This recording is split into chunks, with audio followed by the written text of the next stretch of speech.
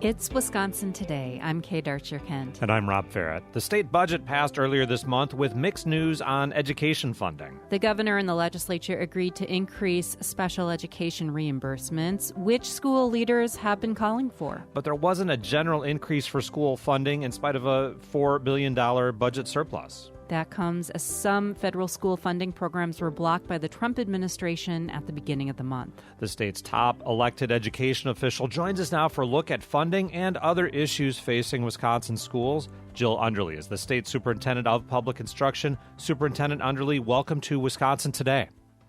Hey, good morning. Thank you. Before we get to the state budget, I want to start with the breaking news yesterday. Wisconsin joining this federal lawsuit after some funds that were supposed to be dispersed to schools on July 1st were blocked by the Trump administration on June 30th. What are those funds? What is the impact on schools if that money isn't coming? Right. Well, these were funds that were already approved by Congress. And we heard in March, as you said, in 2025, that the Trump administration said we're going to get the funding, but these are funds that impact after school programs, before school programs, and summer school care. What are you hearing from school leaders about this abrupt change, an indefinite pause on that funding? Well, that's the issue, right? Because when we had the green light a few months ago, our schools had already then proceeded to budget these dollars into the next school year. Because, again, Congress had appropriated them. And now they're left trying to figure out how to fund those programs. And so it's going to impact kids. Now, turning to the state budget, first of all, let's start with the positives that school leaders are pointing out, the increase in special education reimbursement from the state. It's a little complicated. There's a formula there. What is that special education reimbursement? Why is it important to local districts?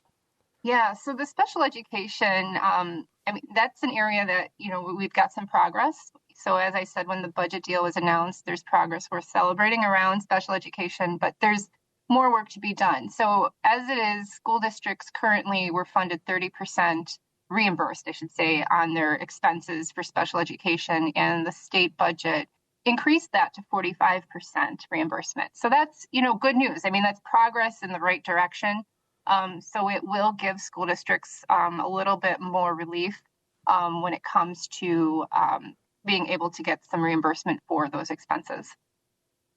On the other hand, no increase in general aid for schools. And I know a lot of school superintendents and school boards have been hoping for more of that. After an earlier version of a budget plan for the Joint Finance Committee came out, you were critical of a lack of that kind of general funding increase. What do you make of this compromise budget between the governor and Republican leaders that didn't really boost that? Yeah, so as you said, schools didn't get an increase. This is the first time they've got zero increase in new dollars since 2010. So even with the offset of that small bump in special education, it's not going to be enough to cover the gap that exists between what schools need to operate and what schools are receiving in aid. So I think the message for me here is that citizens need to know that our school districts, our school boards, and our superintendents, this is not a problem that they created. And they're going to have to make some tough decisions, about programming, hiring staff, and especially when you couple that with the uncertainty at the federal level with funding. So again, it's times are really tough for our local public school districts. And I just hope our citizens understand that this was not something that they created, and our school districts are going to have to make some tough decisions. Is it likely, do you think, that school districts are going to turn toward property taxes, going to referendums, taking advantage of the so-called 400-year partial veto from Governor Evers to be able to nudge up some of the property tax outlays? Well, that's the issue that the local school districts are going to have to struggle with. Is they're not getting the aid from the state. They're going to have to rely on local property taxes to make that up. And really, it's whether our communities, our local school districts, and the voters, or the property tax owners, I should say, what type of appetite they have, for having to constantly increase their local taxes is when the responsibility for funding our public schools should be coming from the state. As you mentioned, we're just a few weeks out from a new school year. The budget happened just a little bit behind schedule, but it was a little behind schedule. And this federal news now came out mid-summer. Are you hearing from districts a sense of, hey, we're kind of scrambling here, getting these pieces into place as, we're getting ready to open the doors to students?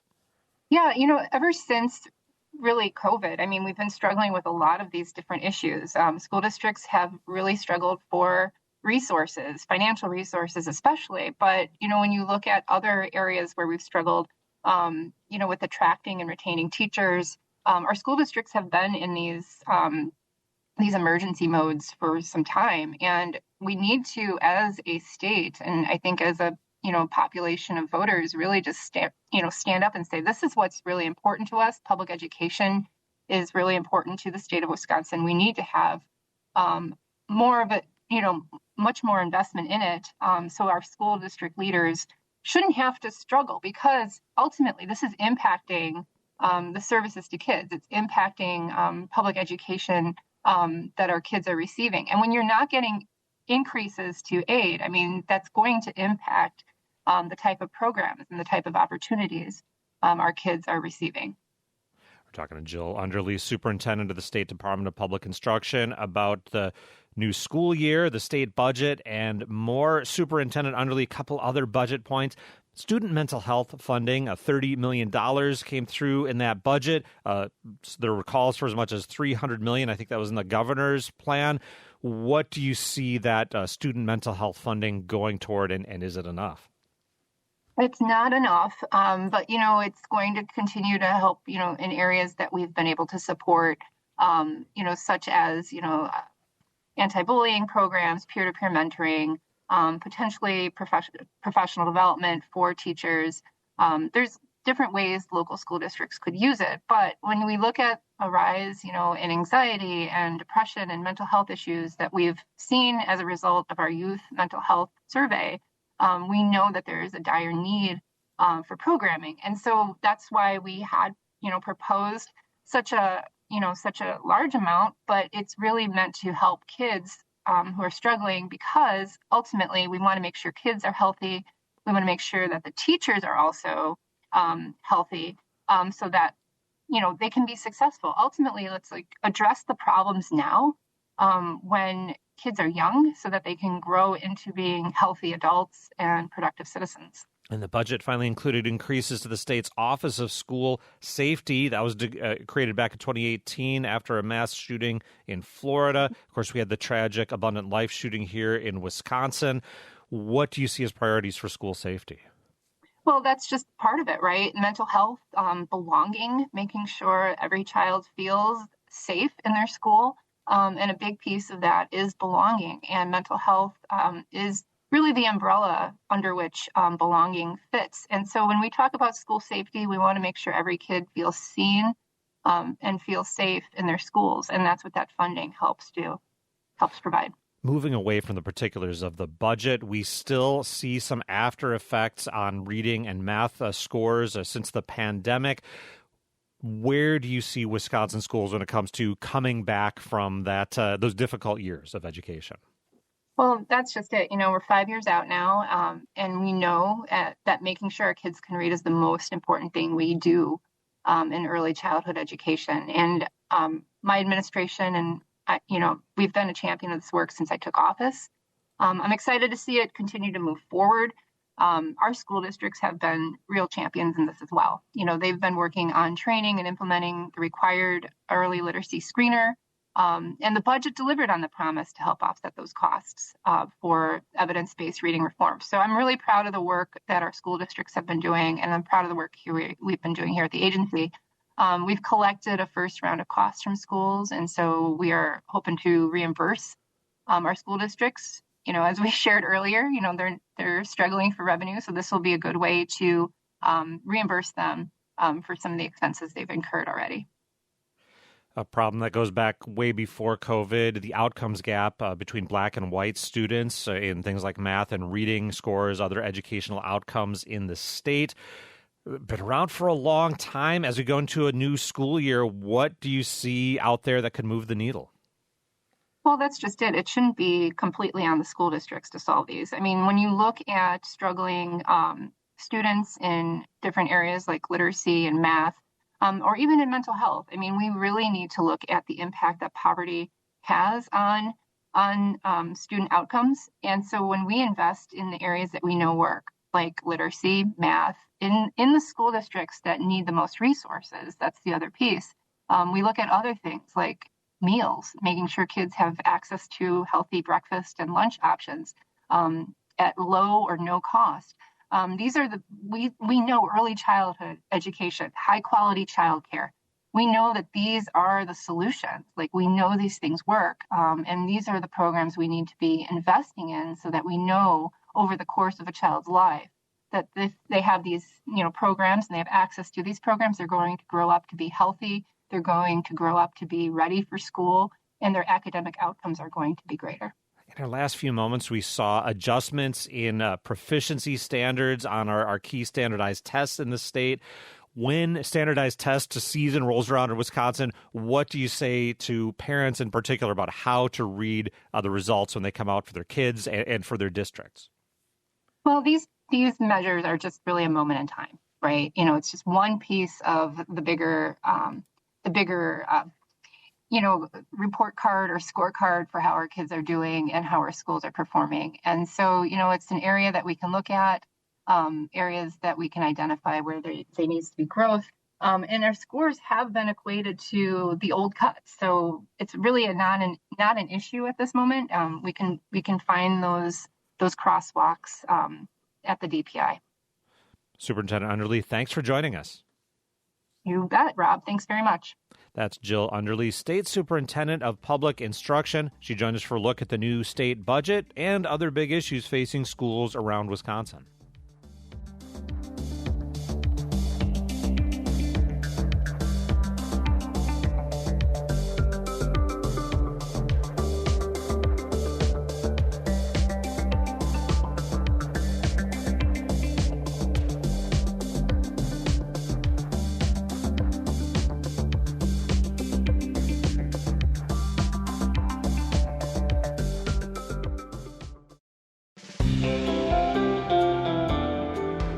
Coming up on Wisconsin Today, in the remote mountains of Chile, a UW-Madison physicist has a key role in bringing a powerful telescope online. We can see asteroids moving throughout our solar system. We can see stars pulsating throughout the Milky Way. We can see stars exploding in other galaxies. The capabilities of the Rubin Observatory, that's next on WPR News.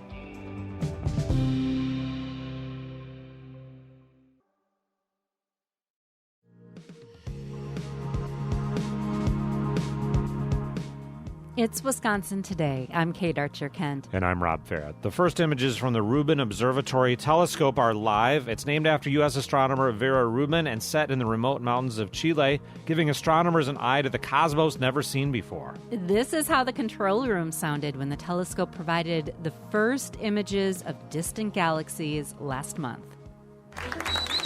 We just acquired the greatest image in the history of astronomy. Congratulations. A UW-Madison cosmologist had a key role in developing the telescope, which will gather more astronomical data in its first year than all the other optical telescopes in history combined. Keith Bechtel is an associate professor in the Department of Physics and serves in a leadership role as the Rubin Observatory's system verification and validation scientist. Keith, welcome to Wisconsin Today. Thank you so much. Happy to be here. You were in the room when the Rubin Observatory went live, and you had been working on this project for nearly a decade. What was that feeling like in the moment? It was amazing to see the first images. At that moment, I was actually incredibly focused because I was helping to decide what the first target would be, and we wanted to make sure that we were pointing in the right spot of the sky. And then when we saw the first images, we knew that the telescope was very close to being in focus. It was probably about 1 millimeter within being in focus. And that was a huge achievement for the team. And within a few exposures, we were basically in a rough focus and alignment and could start the on-sky engineering tests. Wow. What were those images like, as you saw them coming in? Can you talk about the colors and what you're seeing? So each individual exposure is taken with a single range of wavelength. And so we don't get color from an individual image. Okay. The way that we're able to reconstruct the colors is that we have multiple filters. We have 6 different filters that span from the near ultraviolet to the near infrared, including a little bit of range outside of what humans can see. And that allows us to basically create full color images of the night sky when we combine the observations in the multiple filters. And you call what this telescope is doing a cosmic movie. What do you mean by that? It's a cosmic movie because over the course of 10 years, we will take 2.5 million images of the night sky. And Rubin Observatory has been specifically designed to scan the night sky faster than any other facility before. We take something like 800 to 1,000 images every night, and each individual image covers a wide region of the sky, about 45 times the size of the full moon. And so over the course of the night, we're constantly scanning the night sky. It's kind of a point and shoot, but with a very, very large digital camera, the largest digital camera ever made. And by doing this relentless survey over 10 years, we're able to cover basically the full sky visible from Chile every 3 nights. And then that means that we can come back to each part of the sky. Each part of the sky will be imaged something like about 800 times over the course of 10 years. And what that allows us to do is bring the night sky to life in the sense that we see everything that moves, we see everything that changes, we can see asteroids moving throughout our solar system, we can see stars pulsating throughout the Milky Way, we can see stars exploding in other galaxies. I can't fathom the amount of computing power you have to do that. It's enormous. The total volume of data that will be collected is comparable to all of written language over all of human history in all languages. It's about 500 petabytes of data that will be generated. I'm not even clear about that word, not something we use day to day in describing the size of something. Yeah, one way to think about it is that every single day we would fill up about 20 high-end laptops worth of data, about 20 terabytes every day. And then that just continues to amass. And then as we process the data, we create a whole suite of data products that will help scientists around the world make sense of the data and turn it into knowledge and new scientific discoveries. Turning into knowledge and scientific discoveries, what are some of the big questions you're trying to answer with the help of this telescope and the images? The science case for Rubin Observatory is extremely broad. It extends all the way from objects in our own solar system, some of them which pass by the orbit of the Earth, and extends all the way to understanding the formation of the Milky Way, understanding how galaxies have evolved over more than 10 billion years of cosmic history. And we even hope to learn a little bit about how the universe began and what were the initial conditions that created the seeds that galaxies could form. Like dark matter, dark energy? Dark matter and dark energy are some of the topics that I'm personally most excited about. The dark matter and dark energy, they collectively make up about 95% of the matter and energy in the universe today, but they're invisible and they point to new physics beyond our current models. So it's these very deep, profound questions, and Rubin Observatory gives us a chance to approach those. So will UW students be able to benefit from this telescope or the power of the images coming back? Absolutely. So I have multiple students in my research group right now at Wisconsin who have participated in the commissioning of Rubin Observatory, are looking at the data now and starting to write some of the first papers with the Rubin data. So it's an extremely exciting time. I think it's really, I see one of my primary roles as an educator in helping to train the next generation of scientists and engineers who will be able to continue building these kinds of transformative projects. You were there bringing this telescope online, and you're a system verification and validation scientist on this project. So what role do you have in the Rubin Observatory? My role is to help to gather the evidence that shows that the camera, the telescope, the data management system are all working together as a single integrated observatory. What that means practically is that over almost the past 10 years, I've helped to envision what are the types of tests that we would need to do both before we go on, start taking images of the night sky, everything that we would need to do to prepare, and then once we're at this stage of the on-sky engineering, what are all the tests that we need to do? So we've been practicing, we've been rehearsing, we've been thinking through all of the what-ifs and different scenarios, how we would respond to different types of situations. And it even comes down to the details of who's going to be on shift and, where they need to be at the right time.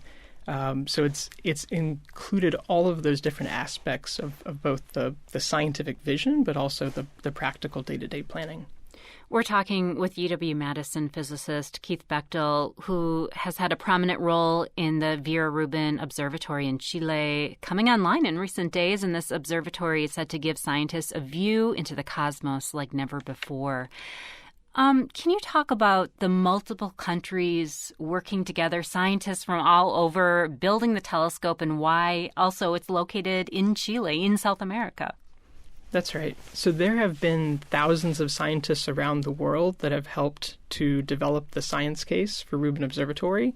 Part of the reason why it was identified as the highest priority project for ground-based astronomy in the 2010 Astronomical Decadal Survey was that it has such a broad science portfolio that extends the solar system, the galaxy, questions about the overall evolution of the universe over cosmic time.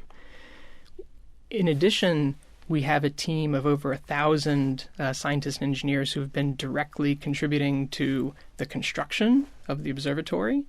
The first ideas of the project started forming in 1997, 1998 timeframe, so it's been multiple decades. And there are over 30 countries that are directly contributing to the commissioning and the construction project, and more countries that are involved in the operations.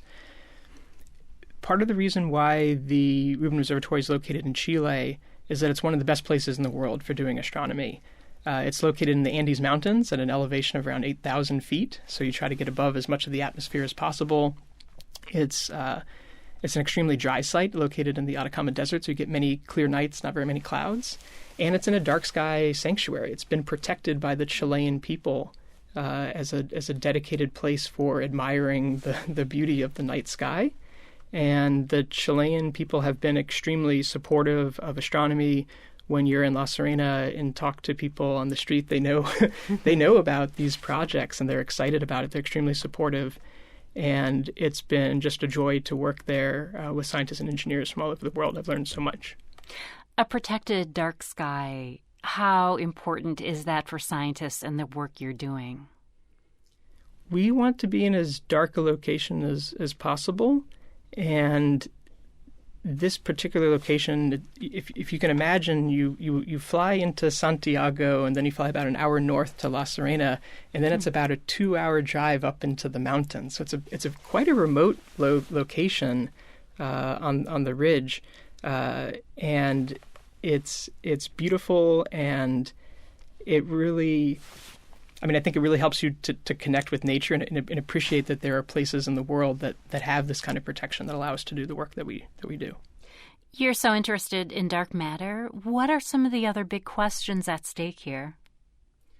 So I think everyone should be invested in Rubin Observatory in the sense that we are creating an inventory of our solar system. There'll be about 5 million asteroids and other objects in our solar system that are studied by Rubin Observatory. That's a significant increase from about 1 million that are known now. Even just in the first nights of observations, we discovered over 2,000 new objects in our solar system. And one of the reasons why we're interested in doing this is that we'd like to have an inventory of all the objects that potentially pass near the orbit of the Earth, so that we would potentially have a little bit of advance warning if we found that one of them was going to pass close to us. Thousands of new objects. That must be just so exciting as a scientist when you're not seeing 1 or 2 new things, but in the thousands of new things. It's like a whole new sky. That's right. Rubin Observatory is really changing the way that we think about doing astronomy, or it's part of this larger evolution in the sense that it used to be that astronomers would write proposals and they go to a telescope and they observe their specific target, and they'd go back to their university and do their data analysis. Mm-hmm. The new model is that we map the entire sky, we create this vast digital database, and then thousands of scientists around the world can basically write a database query to get the subset of data that they need. We've created tools that scientists can log online from anywhere in the world and be able to basically bring their analysis tools to the data working in the cloud. And what that does is that it not only makes the data available, but it makes a lot of the tools for doing the science more broadly available. And it sounds like it's a shared, open effort in order to be able to look at the data, work with the data. And I would imagine that's so important, too, to learn new things. We want to encourage as many creative new ideas as possible. One of the images from the Rubin telescope shows the Virgo cluster. What have you learned about the Virgo cluster? The Virgo cluster, it's the closest large assembly of galaxies to our Milky Way. It's over 1,000 galaxies, and it's actually 3 different large groups of galaxies that are all kind of merging together. So it's part of this network of what we call the large-scale structure of the universe. It's one of these nodes where you see many galaxies all clustered together. We took these images of the Virgo cluster, and we were in the observatory, in the control room, and when we started seeing these images coming in, there were moments when it was just completely quiet. I mean, we're all professional scientists, professional engineers, but there were moments that were just breathtaking. We could see just this incredible detail of the galaxies. We could see low surface brightness features, basically the halo of stars extending far beyond the part of the galaxy that you can normally see. And as we started assembling these images into what we call sort of a deep coad, a deep stack of all the images to get the full information and the full color, we could see that most of the galaxies in this region, they're probably the light has been traveling over 5 billion years to reach us. We're basically seeing the light from galaxies before the sun and the Earth formed in our solar system. So we're seeing this enormous breadth of cosmic history that's kind of in the background of the Virgo cluster. And then in the foreground, we could see thousands of solar system objects. We took these images over a series of nights, and we took it in almost kind of a cinematic mode where we took hundreds of individual visits within a period of a few hours.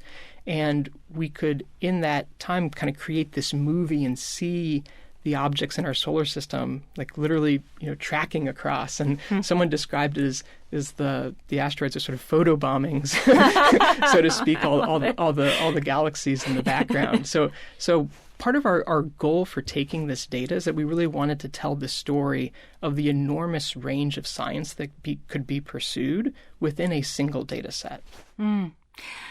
Another image is the Triffidan Lagoon Nebula, and wondering why are these images significant? And from what I understand, you can see the Lagoon Nebula with binoculars. Like, why do you need such a huge, powerful telescope? So what we were trying to do with the images of the Triffidan Lagoon is we were trying to take a cross section through the plane of our galaxy, so that you could really start to see the structure of our galaxy. And this is a region that we picked specifically because it's so beautiful. We wanted to pull out a level of detail that you could see with such a high resolution camera. We wanted to bring out the colors that you could see that reflect regions where new stars are being formed, where the light from the stars is reflecting off of gas and dust in our Milky Way. And I think what you really see in the Rubin images is just the number of stars is unbelievable. We knew that we were going to see the bright nebulae themselves, the Triffidan Lagoon Nebula, but I think what really struck me was the amount of detail in the dust lanes, The sheer number of stars, the range of colors of the stars, just the amount of information content in the images was just staggering. And we could see so much more than just the nebulae themselves. And I think for me, that was one of the most exciting parts. As we go here, you've been working toward this launch project for years now. How will your research and teaching change at this juncture as this, powerful telescope is now up and running? For the next several years, I really hope to work closely with students and postdocs here at UW-Madison on extracting as much information as we can from the images, working with collaborators around the world. We are just at the start of this 10-year survey, and the scientific potential for discovery is just enormous. At the same time, I also feel like I'm at an intellectual state where I've been thinking about this project so intensely, and I've gained so much experience seeing how one of these enormous projects come together that I'm already starting to think about, what do we want to do next? Like, what are the next really exciting options? So I guess I see this as a starting point rather than a conclusion. Keith, thank you so much for joining us and sharing this discovery and the work of the Rubin Observatory. Thanks so much for having me. Congratulations. Thank you. Keith Bechtel is an associate professor in the Department of Physics at UW-Madison studying matter, energy, space, and time. Bechtel serves in a leadership role with the Rubin Observatory, which recently launched a telescope with the largest digital camera on Earth.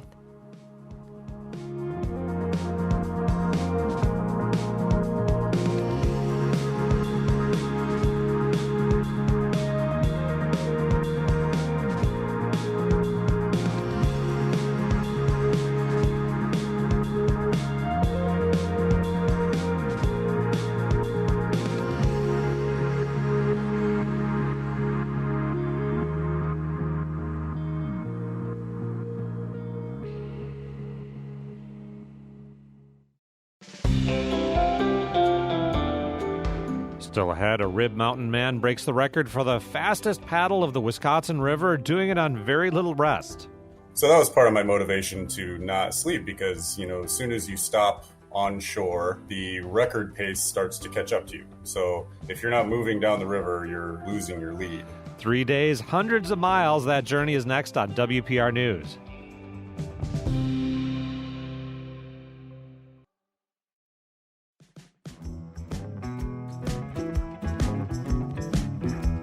It's Wisconsin Today. I'm Rob Farrett. And I'm Kate Archer-Kent. A Wisconsin kayaker has smashed a 30-year speed record for solo paddling the entire Wisconsin River, roughly 430 miles, from Land O'Lakes to Prairie du Chien. Rib Mountain resident Andy Nevitt raced through the state along Wisconsin's main waterway. Over Memorial Day weekend, he completed the journey in 3 days, 20 hours and 45 minutes, shattering the previous record set in 1995 by over 5 hours. We're catching up now with Andy Nevitt to talk about his record-setting experience for the fastest solo paddle down the Wisconsin River. Andy, welcome to Wisconsin Today.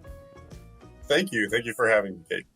Rivers, they are wild, they're beautiful, but they can also be so deadly. And I'm wondering, as we start out, do you have reflections on the Guadalupe River tragedy in Texas Hill Country? Well, you're absolutely right. I think that there is a power that's harnessed, or a potential power that rivers have, or even lakes and water in general. And the tragedy that's unfolded on the Guadalupe River is unfortunately a really tragic showcasing of what can happen when you're I guess susceptible to the power that it can unleash, and it's really sad to see. And my thoughts and my thoughts go out to the families that are affected by that. It's just awful to see. Turning to your journey, running the entire Wisconsin River, and you said you slept only about 5 hours throughout the nearly 4-day paddle. Where did you find the energy to keep going? It was kind of a combination. There's different motivating factors. I've gone and done races where sleep is not easily come by. With this, my motivation was really, I wanted to break the record.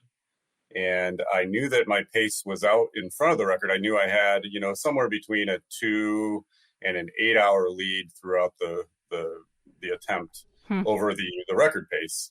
So that was part of my motivation to not sleep, because, as soon as you stop on shore, the record pace starts to catch up to you. So if you're not moving down the river, you're losing your lead.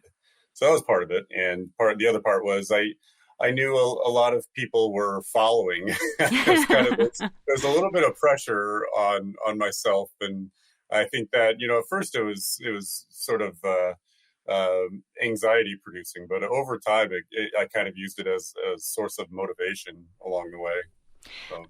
I was reading about the record tracking site that I would imagine was also following you, Fastest Known Paddle, and describing how you went through waist-deep mud and these high winds and these waves and the multiple sets of rapids. And of course, as the sleep deprivation. What was the hardest of these to push through? I think that, the challenges were kind of compounded just by being so fatigued. But I would say that the hardest challenge was paddling at night in the fog, not only because it was dark and I was tired, but after a while, the sleep deprivation kind of starts playing tricks on your mind, and you start maybe seeing things like if you see a patch of fog on the river in the dark, sometimes it can kind of look like a giant tree. And sometimes the fog actually is a tree, and it's very mentally fatiguing, very taxing to have that uncertainty. So I would say that was the biggest challenge. There were rapids, and there were lake crossings that were pretty choppy, and that kind of tossed me around a little bit. But I think the nighttime paddling through the fog was what wore me down the most. Did it feel like you would get disoriented as to where you were? Yeah, there was a place further down the river on the lower Wisconsin, as I was approaching Muscadet, the town of Muscadet. It had just gotten dark. I think it was around 10 p.m., 10 or 11. And that was really the first time where I started to experience some sleep deprived, I wouldn't call it hallucinations, but just sort of disorganized thinking. I was kind of unable to concentrate. My vision wasn't able to focus on an object in front of me. That was really the first time. So when I arrived in Muscadet, I sort of demanded some time to sleep from my wife, my ground support. And I slept for about 90 minutes there, and it seemed to help, at least for a short while. So your wife served as your support captain and driving along the river through the journey. Can you talk more about her role in this attempt? Yeah, absolutely. I mean, I've been doing this kind of ultra distance racing stuff for maybe 6 years or so, and for the most part, she's been my ground support for all of these long races that I do. So it's been a learning process for me, as far as my gear and learning about myself and my endurance abilities. And it's also been a learning process for her. And I think we've gotten to a point here within the last year or two where we really kind of click and everything kind of falls in nicely. She kind of understands how my mentality changes along the way. Sometimes I can, you get fatigued and you start to not be able to communicate the way you want. You might get a little grumpy and things like that. And she does a really good job about keeping me centered and keeping me focused. So, and also she does a great job with the gear. A lot of the job is to swap out hydration packs and have batteries charged and things like that. And she's always been on top of it really well, especially during this attempt. We're talking about a new record speed for solo paddling the entire Wisconsin River, and Andy Nevitt holds it. Andy, Wisconsin River, 430 miles long, travels right through a number of major cities like Wausau and Prairie du Chien. What parts of the river stood out to you on the journey, because you had so much different scenery also to look at? Yeah, that's one of the unique things about the Wisconsin River is that it provides a complete variety of different situations. You've got 30 miles of the headwaters, from its source in Lac Vieux des Air all the way to near Eagle River, where it feels like you're paddling on a creek. There are beaver dams and there are trees down and there's twists and turns in the river. It really feels like, am I really on the Wisconsin River? If you know what the Wisconsin River looks like at the tail end, it doesn't look anything like what it looks like way up north. But yeah, you've got lake crossings and rapids and all sorts of stuff. And, a lot of people along the way are probably really familiar with their own local section. Like if you talk to somebody who lived near Wausau, they'd probably tell you about what the Wisconsin River looks like in Wausau, Lake Wausau and the nearby stretches of river.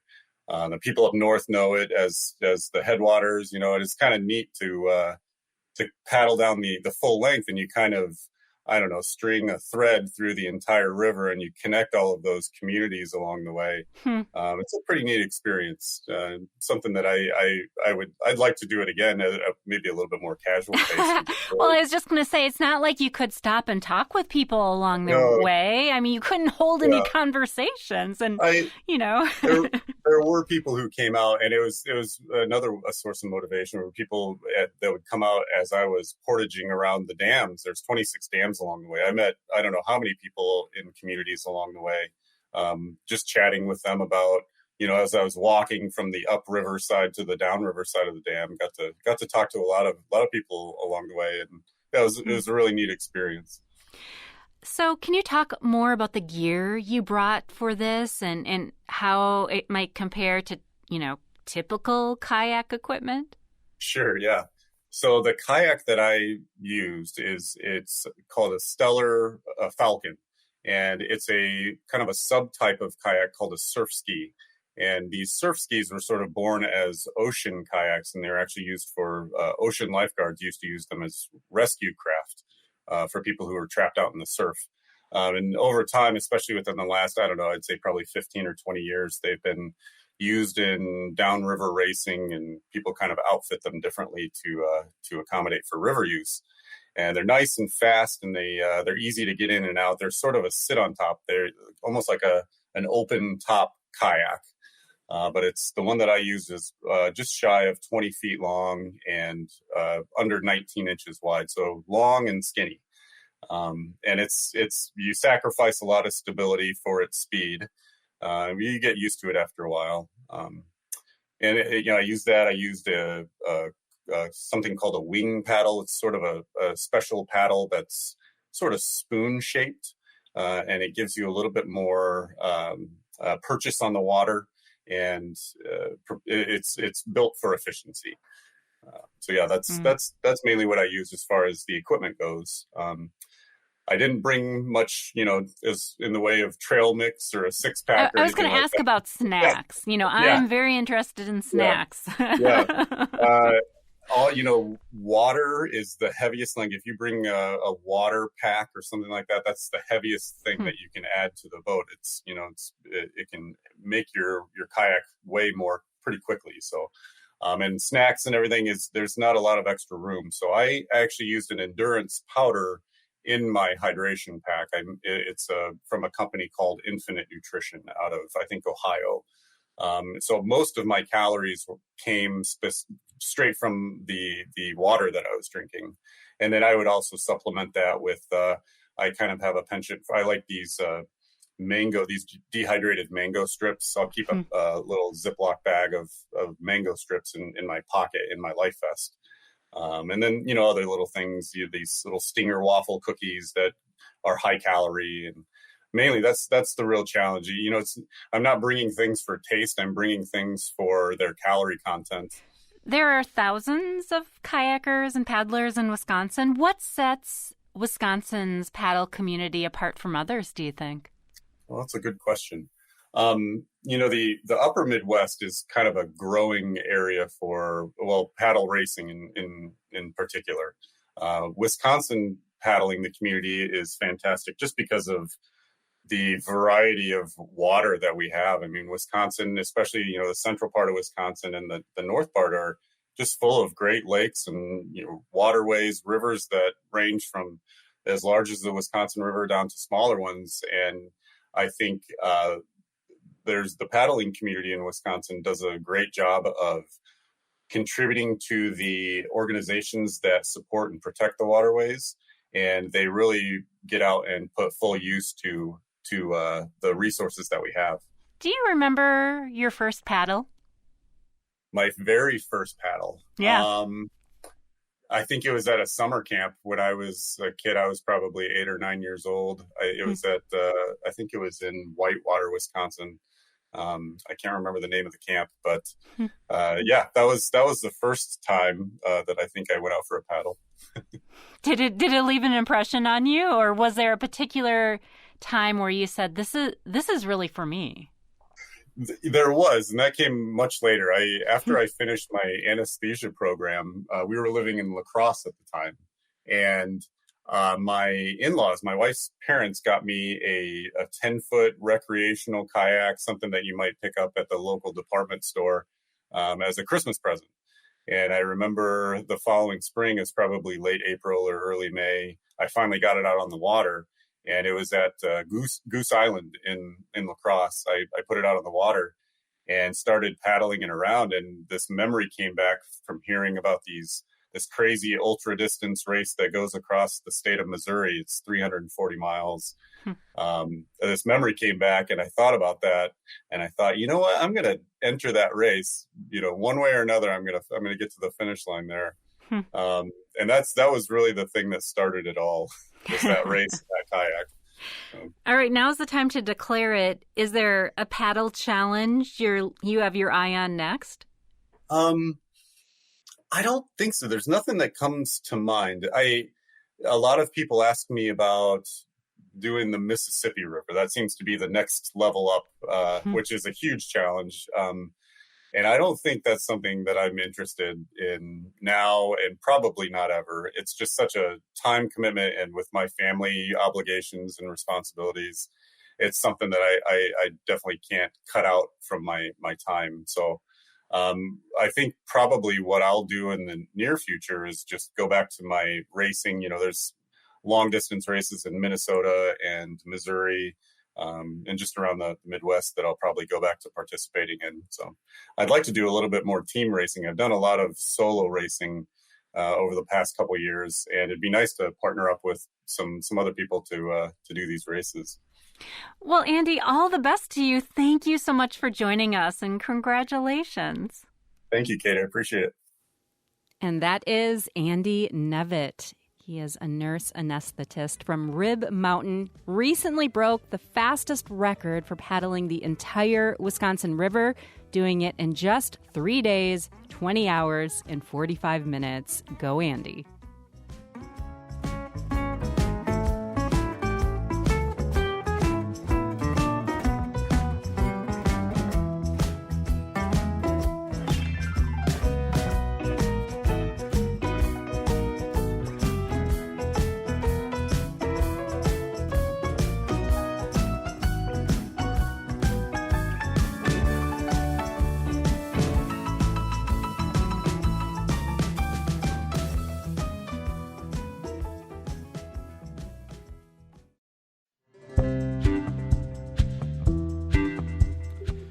Kids are riding bikes less than they used to, according to national surveys. One of the big reasons may be the way we've designed our roads in our towns and cities. Next week on the show, we'll find out how communities around Wisconsin are trying to make it safer and easier for kids to ride their Huffies to school and elsewhere. And we want to hear from you. If you're one of the young people we're talking about, do you ride your bike? Do you feel safe when you do? What would make your neighborhood more bike-friendly for you? If you're a parent, we'd love to hear your perspective, too. Or if you see obstacles or opportunities for kids biking in your community, we'd love to hear about it. Email wisconsintoday@wpr.org. Or you can call or text us. The number is 888-642-0232. Once again, that's 888-642-0232.